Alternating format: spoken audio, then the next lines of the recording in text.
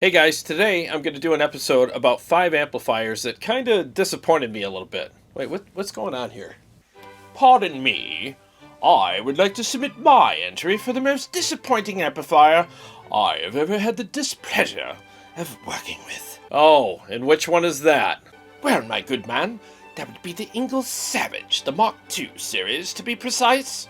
Let me guess, a little too aggressive for you, sissy?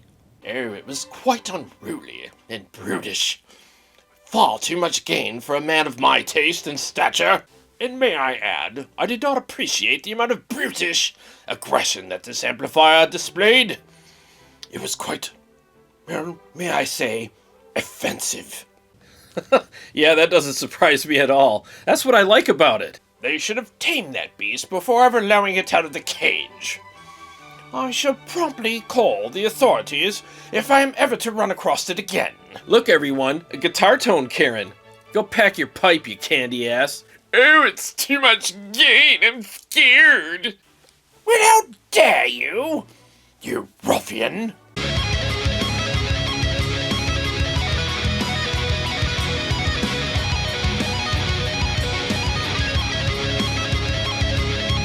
Okay, so quick disclaimer before we get started. This list is not in any particular order at all. And these are just my opinion, for what it's worth, on these specific amplifiers, not on the companies who build them. So just because I don't like the amplifier or I wasn't thoroughly impressed with it doesn't mean that I don't like the company who built it. It's kind of like this. You know when you buy a CD and there's a couple songs on the CD that you don't like? And you skip them every time when they come on, it doesn't mean that you don't like the band, their music, or the CD that you bought. It just means that there's some songs on there that you don't like, but you still like the rest of the music and you like the band that created that music. It's the same thing with gear. Sometimes you just don't like a certain amp made by that manufacturer, but that doesn't mean that you don't like some of the other amps that they build. And lastly, if you like some of these amplifiers that didn't specifically work for me and you're glad that you purchased them, then you made the right choice. And I'm glad that you picked that amplifier because you picked the right one that works for you. Because again, this is just my opinion. And don't take my word for it. Check these amps out for yourself, and if they work for you, definitely go buy one. So let's get started. The first one that I want to talk about is the Mark V 90. I had this on the show, I don't know, it was like couple months ago, and I was really expecting more out of this amplifier, and I did not get any of the things that I expected at all. I have the Mark V 25 over there, and I love that amplifier. In fact, in my opinion, it spanked the Mark V 90. It just has way more aggression and gain, and I love the gain structure in the Mark V 25 much more. It just has more saturation, a richer tone, and it wasn't so flat and sterile sounding like the Mark V 90 was. Okay, so the clean channel on the Mark V 90 was actually pretty good. I mean, it was a decent channel, not as musical as I like them, like with the Diesel Herbert. I mean, that is one of the best clean channels out there. Same with the JP2C, also a very good, very musical clean channel. But for some reason on the Mark V 90 it didn't work for me. It was good though, but I would definitely prefer the clean channel on the Diesel Herbert Mark III or the JP2C. So channel 2 is where you get into the crunch mode on the Mark V 90, and that barely had enough gain for me. I mean, honestly, it didn't have enough gain for me. It was really flat and very cold and anemic, and it just didn't have any kind of character to it at all. It was just really sterile. I just expected more out of a crunch channel on an amplifier that was geared more towards the metal guitar players. And any metal guitar player would agree with me. Channel 2 is 100% useless to us. It doesn't have enough gain or aggression or texture at all, even if you hit it with an overdrive pedal. Still, it was just kind of dead. Now, channel 3, I expected that to at least work for me, and it still didn't. The gain structure on it was just terrible. It was very sterile. I know I keep using that word, but that's the best way I can describe that amplifier on all 3 channels. It was just really sterile and no character, no texture at all. So even with an overdrive pedal slamming the front of that amplifier as hard as I could get it to slam it, channel 3 did not have enough gain, texture, aggression, or saturation for me at all. It just would not work. It fought me. It was very stiff and unresponsive, and I felt like I was arguing with the amp with every riff that I was playing, and I just gave up on it. It just drove me nuts.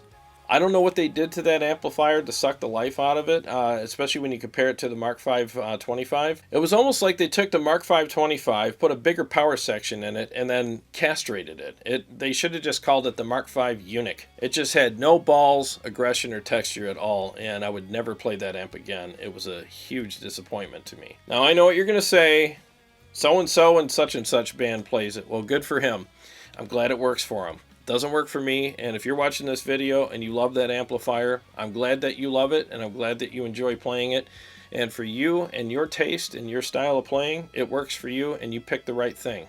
And I love Mesa. I think they make great stuff. I mean, I have a Badlander right behind me. I have the JP2C right over there, and I also have the Mark V 25. So don't call me a Mesa hater. I love Mesa. I just think that amp just doesn't work for me. Okay, the next one is the Hughes & Kettner Triamp Mark III. Now, I've seen several videos on this amplifier on YouTube, and in all of those videos, it sounded really good. And I had some friends tell me that it was actually a good amp and it would be right up my alley. So I had pretty high expectations for this amplifier. But when I got it, if you watch the live stream, I'll post the link below on the live stream that I did on this amplifier as far as my first impressions go. And I just did not like it at all. I mean, there was really no redeeming qualities about this amp at all for me. Instead of having a bunch of channels that would work for me within the genre of music that I play, it was like each channel was, or each mode, I should say, was a different genre of music or a different gain stage or something like that. It was just really weird. It was almost like a different era. Yeah, that's the right word I'm looking for. Like a different era of music. So you had like old school, like blues or classic rock, all the way up to maybe like a really dated version of metal, you know, maybe 70s metal or something like that. And then you get into the 80s and 90s and maybe early 2000s, but the voicing, the aggression, and the texture and the overall, you know, type of gain staging they used just didn't work for me at all. I just felt like it didn't have the aggression that I wanted. And it was just one of those amps where I guess if you're playing in a cover band that you cover this vast library of music over the last, I don't know, couple decades or maybe even 4 decades worth of music, then this amp might work for you because you can have an appropriate tone and gain structure for that type of music and that type of era that music came from. And I think that would probably work for you. But if you're just a modern metal player and you buy this amp, you're going to be very disappointed in it, because even at its most aggressive setting, which is channel 3B in that amplifier, it still didn't have the goods. I mean, especially when I compare it to a lot of the amps that I have behind me. It just didn't compare to them at all. It had a very dated version and a very outdated version of the type of gain that we use in modern metal today. It was very cold and sterile as well, just like the Mark V, but in a different way. It had more gain and a little more texture than the Mark V, but it still had this coldness to it. And there was some cool stuff about it, like you know, you can blend the tubes, you can blend the EL34s with the 6L6s and stuff like that. And it had a built-in overdrive kind of thing, you know, and it's cool to have that stuff. But when you have a lot of gimmicks in an amplifier, but you don't have the tone that you're looking for, I mean, at this point, those gimmicks are just lures that really get you nowhere. You buy it because of that stuff, and oh, it's cool, you can blend tubes, and you got all these buttons and switches and tonal options, but at the end of the day, no matter what you do, if it doesn't work for you, you're going to put it up on Reverb or return it to the store that you got it from. And I just think that this amplifier, in my opinion, is a big swing and a miss. So if you're a metal player, I mean, I'm not telling you not to try one out because maybe it would work for you, but I'm just saying there are better options out there for you if you're a metal player. And the thing is it's $4,000. It's a very expensive amplifier. So even if you found a channel that works for you on it, as a metal player or even a rock player, whatever, you're paying for all these other modes and channels on this amplifier that you would never use anyway. And why would you pay that much money for an amplifier that it just does one thing that you like? So again, if you're playing in a cover band and you have all these different you know, libraries of music that you play, this could probably work for you, but there's not a lot of guys that do that. And to create an amplifier that does this, I think was a kind of a big mistake. The thing is what we want as metal players, there's two different kinds of amps, and I think I speak for a lot of us anyways. Some of us are just one channel guys. You just give us a good channel that just, gives us all the grit and awesomeness that we like. And we just want to go out there and play rhythm and just kill it, And there's guys that want that. And you want a very good, well-voiced channel that has plenty of gain and texture and aggression and great tone and takes a pedal very well. And you can just go up there and do your thing and enjoy it. It just sounds amazing. You don't have to call NASA to learn how to dial it in. Just something simple that sounds and feels great and takes a pedal very well. And then there's the other amps that you want like a good clean channel, not an afterthought type of clean channel, a good clean channel, especially if you're a lead player like I am. I play both rhythm and lead, and having a good clean channel also is a bonus. And then you have a good, tight, aggressive rhythm channel with its own independent voicing and EQ that is basically made for that type of playing, which is rhythm playing. And then you also have the need for a high gain lead channel that has its own set of tone controls and voicing controls so that you can independently sculpt and dial in that channel for playing leads. Now, I don't even mind if you give me two of the same high gain channels with their own independent voicing and EQ switches and knobs. That's fine too, because now I have two channels that I can sculpt any way I want, and you're not making decisions for me. I'm making them for myself. That is a great thing for us to have as well. Perfect example is the JP Mark II C+. What John wanted was a good clean channel and two of the exact same high gain channels that he could sculpt any way he wants based on the style of music that he's playing and the type of playing that he's doing in those channels. And so he's got independence galore in that amplifier.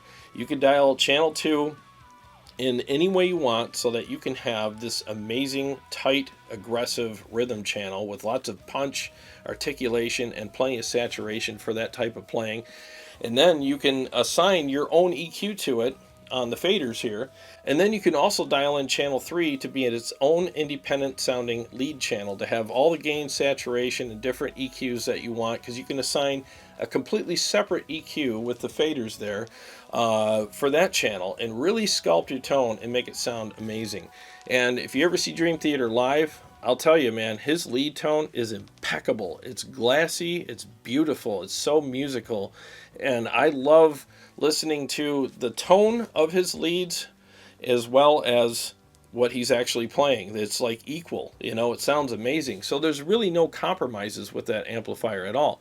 And that's what we want. So, I think that having this whole like jack of all trades, master of none type amplifier build just doesn't work for me, and I think it doesn't work for a lot of us players as well. So let's move on to the next amplifier. Okay, so the next one is the Bogner Twin Jet. I reviewed this amp several months ago and did a first impressions video on it, and it just didn't work for me. I always basically put an amp next to me when I'm live and dial it in and kick the tires and play some riffs and mixes with it and see if I can't get this thing to work for me. So, and I also put it up against some of my favorite amplifiers on the shelf that I know kick ass and sound amazing. And if it doesn't stand up to those, I'll just send it back because, it's got to at least pass that test. I'm not saying it has to be better than the amplifier. That would be nice if it was, right? But it at least has to have a good showing and put up a good fight against these amplifiers on my shelf behind me. And the Bogner failed miserably against a lot of them. And when you factor in the price point, I mean, it was even more of a beating to that amplifier. I expected a lot more out of it. In a way, it kind of sounded like an AM radio when I compared it to my Stealth and a few other amps on the shelf. The other thing I didn't like about it was the way that you turn the knobs to get it to do what it's supposed to do. I mean, none of it made any sense to me. It was almost like a Rubik's Cube with tubes. It was, you just have to sit here and figure it out. The thing is I don't want to have to sit here and figure out an amplifier and do all this deep diving and tweaking and phone calls and videos and reading the manual. And why can't people just make something simple? If an amplifier doesn't sound good with everything set at noon, That's a bad start right there. It should sound good at that point, at least to the point where, okay, everything's at noon and I'm hearing stuff like I want to change, but I'm also hearing a lot of potential for great tone here. And I just have to turn the knobs a little bit in directions that make sense, and I can actually get a good tone out of this thing. And you should spend like 10-15 minutes and make it sound amazing. And over the next few weeks, you might fine tune it a little bit more, and that's perfectly okay. But that should be the extent of it right there. And with that amplifier, I was turning knobs in directions that were completely just uncomfortable to me and just didn't make any sense, and I still couldn't get it to sound good.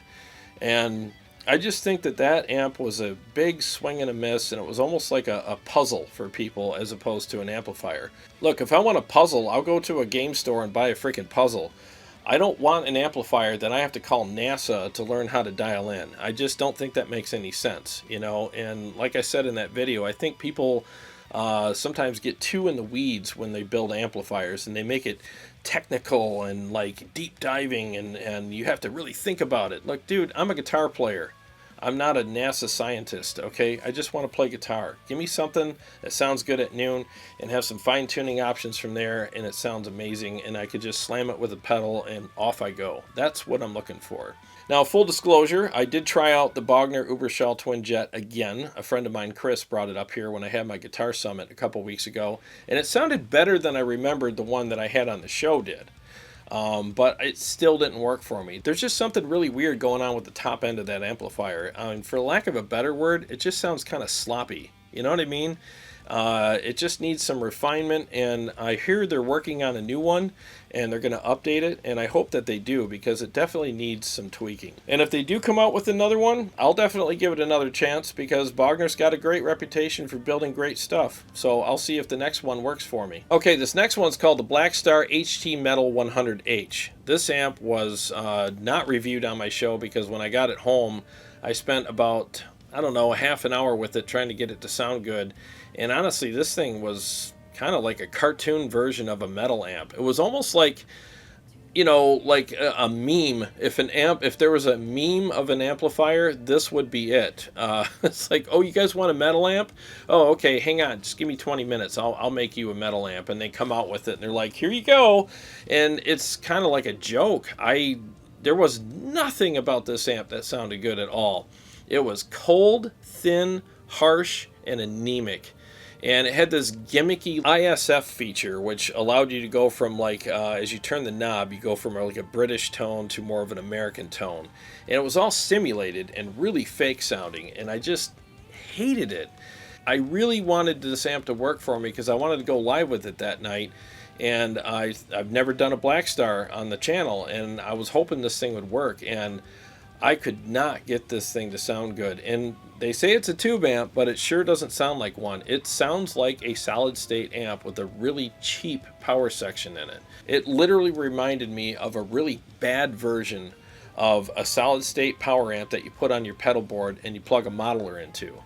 It just sounded kind of like that, but actually worse. I was super disappointed in that amplifier, and again, no redeeming qualities at all about that. It did not work for me.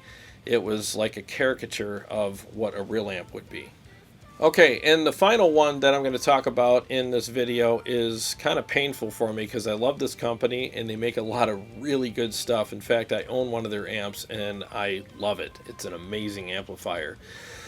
Here goes. It was the Rev G20. I did review this amplifier live, and well, let me just put it to you this way. The feature set on the amplifier was great. It's awesome that they put in the 2 notes and the load box inside, and the IRs and all that kind of stuff. And it's smaller. It's only 20 watts, and you could record direct with it or go direct into front of house with it, and that's all great. It really is. Those are great features, and the fact that it's lightweight and very portable, all good stuff. But where I had a problem with it was the size of sound I was getting out of the amplifier just didn't match up to what I'd hoped it would, especially when you consider the price. you know, and then before anybody gets upset with me, like, well, what'd you expect? It's 20 watts. Look, that MT15 over there is 15 watts, and it sounds like a 50-watt amp. That thing it just has this big booming sound, and it sounds freaking phenomenal. So don't tell me it can't be done. You know what I mean? So for anybody out there saying, well, you know, you're expecting too much out of a smaller amp, well, the MT15 definitely does not disappoint as far as size of sound goes when it comes to lunchbox amps. That is one of the biggest and best sounding amps out there regarding the lunchbox category. It really does hold its own, and I honestly think that the MT15 set a whole new standard in the lunchbox amp category regarding size of sound and great tone. So getting back to the G20, again, I think it was built well, and Rev is an amazing company. I have the Generator Mark III right here. So don't call me a Rev hater. I love that company. They're great. That's why this is kind of painful, but I am being honest with you guys. That's what this channel's all about. So to finish my thought about the G20, again, I think that the feature set was really good. I just feel like they could have done a better job in making the amp sound bigger and have a fuller sound. It was a bit bright for me and a bit on the harsh side. You know, I just wanted more fullness out of the amp and a little more I guess aggression and just, I don't know, just a bigger, fuller, a little fatter sound. You know, it just sounded a little on the small kind of pointy side, and it didn't have enough beef and kick to it that I was looking for. If they would fix that, if there's a way they could fix that and revoice it and make it sound thicker and fuller and have a little better top end and not so harsh and not so bright. Overly bright just doesn't work for me. Because when your ears are bleeding at the end of a session playing an amplifier, it's just too bright. And I had the treble down to like 9 o'clock on that thing too. It was just like, wow, it was pretty, it had a lot of bite to it. And, you know, I just think, again, it goes back to that whole thing at noon. Set everything at noon. If your amp's too bright with the treble at noon, you need to revoice it and fix that. Or maybe it's the tolerance in that knob. I don't know, but something needs to be tweaked there. I'm not saying to not buy it. Go out and try it out, and if it works for you, then you made the right choice. But for me, I'd rather have the Rev Generator Mark III as proof right there. I got it up on the shelf. I love that amp, and I think it sounds amazing. Well, that about does it for this video. I will be having a video coming out soon about the top 5 amps that impressed me the most, and that will be out within the next week or so. And I hope you guys enjoyed that one, and I hope you guys enjoyed this one as well. Well, if you liked this video and you enjoyed it, please hit the thumbs up so I can get a little boost in the algorithm on YouTube. That really helps me big time. And if you're looking for a channel that you can go to for the truth on gear, as opposed to people that get paid to tell you that gear is good, you know how that goes, because there's a lot of that out there. And you like watching channels where amps are played not only outside of a mix, but also in full mixes with rhythms and leads and riffs outside of the mix as well, and you get a true, honest opinion about that amp that's not bought and paid for by the company who made that amp, then you come to the right place. This is what I do here. I go live every Wednesday night at 8, and I go live with Carrie, my co-host, every Sunday night at 7.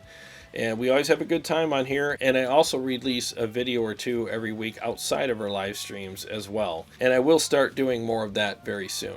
Well, to all my subscribers, thank you very much for watching. I appreciate you and all the support. And if you haven't subscribed, please do, and click the bell so that you can be notified every time we go live or come out with a new episode. Well, I got a lot of great stuff coming up, and I'll see you on the next one.